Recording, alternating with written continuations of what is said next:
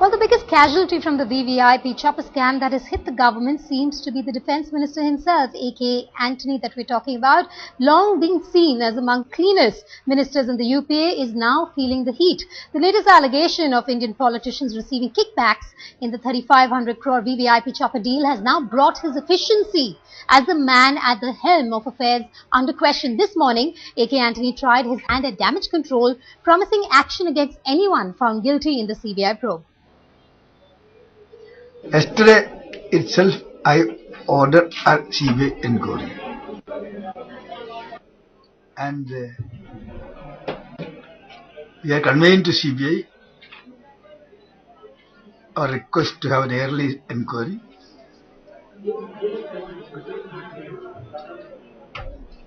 I can assure you, the moment we get a report from CBI, we will take, as I said earlier, strongest action provided in the Integrity Pact. That includes cancellation of the contract,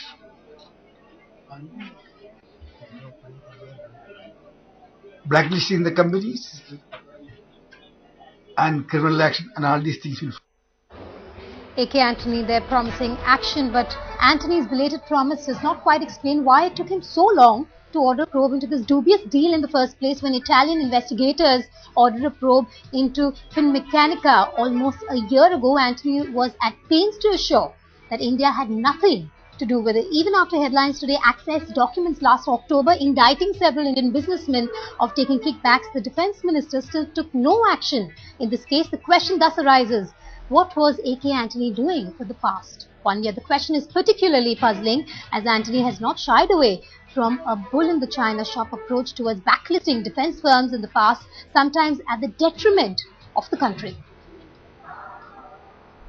Considering the gravity of the allegations of corruption that have existed for over a year against Augusta Westland and Finmeccanica in the deals that they've struck with India, it has come as a huge surprise to many people that Saint Antony, A.K. Antony, the Minister of Defence, who's usually been extremely trigger happy and shown a great deal of alacrity in blacklisting firms, has actually failed to take any real action against this company or even the Italian government. In many senses, Saint Antony appears to have become potentially Taint Antony. Look at what happened just a few years ago as part of the Ordnance Factory Board scam and payoffs that may have gone into that particular agency of the Indian government. The MOD, headed by A.K. Antony, went on a full sweep blacklisting 5 companies. They started with Singapore Technologies, which is a manufacturer of artillery weapons. Over to the Middle East, in Israel, they zeroed in on Israeli Military Industries, or IMI, which is a very old and very famous company that supplies, handguns and other kinds of weapons. So that company was completely rubbed off the possibility of doing any more business with India. Just north of that in Europe, in Switzerland, Rheinmetall Air Defense AG, which is a company that also has subsidiaries in Germany, that was blacklisted as well.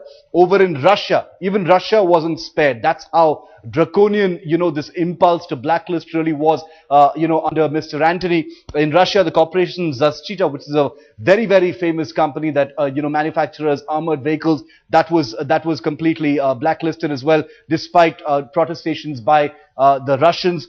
And then finally, there were other companies as well within the country. In India, there was T.S. Kisan and Company, which manufactured under license Bofors shells for the artillery guns that were procured in the mid-1980s. And there were a couple of other companies as well within the country, which now stand banned for a period of 10 years from doing any business with India. So you've got a case of selective application. If the government and Antony and the Ministry of Defence could show so much alacrity to blacklist firms and go after them for alleged corruption, what was the case with Augusta Westland? Why the special treatment?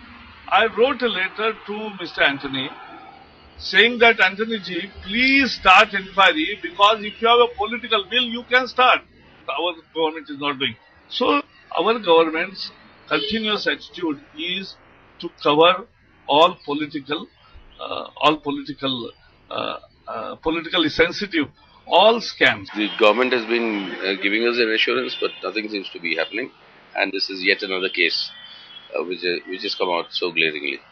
So we'll be questioning the defense minister and the government, and they'll have to answer the parliament in the coming session. Our minister said that they do not have the information from either Italy or from UK.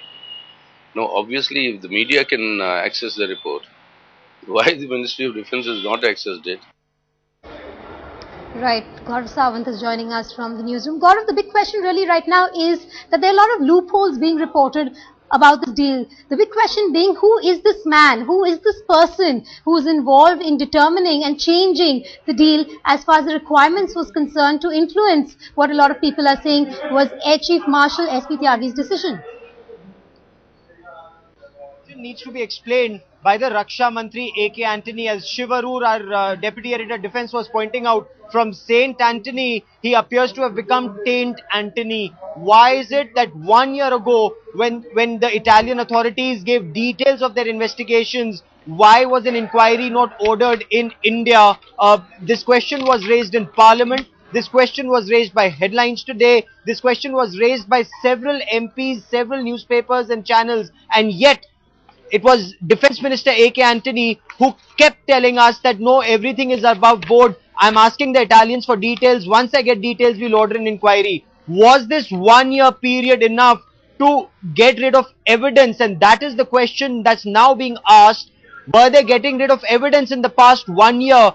One, why were the QRs? That's the qualitative requirement for purchase. Why were those QRs changed? Former Air Chief S.P. Tyagi explained that to us on headlines today this morning, when he said that the QRs were changed because they wanted to bring in more players to have more advanced helicopters. The SPG, or the Prime Minister's office, wanted to have certain specifications. So the Defense Ministry effectively telling us, the sources in the Defense Ministry effectively telling us that this was a decision which was taken not as much by the Ministry of Defense but by Government of India, indicating towards the Prime Minister's office. And that is one explanation that we are still waiting for. Who took that ultimate decision and why?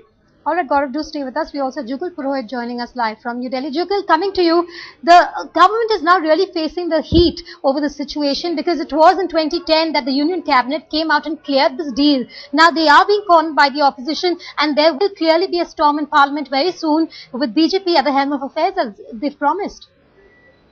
Doubt about that, and it's not just the BJP but also the left, which has anyways exhibited its intention to corner the government and force the Defence Minister Mr. A.K. Antony to actually make a statement on the floor of the House.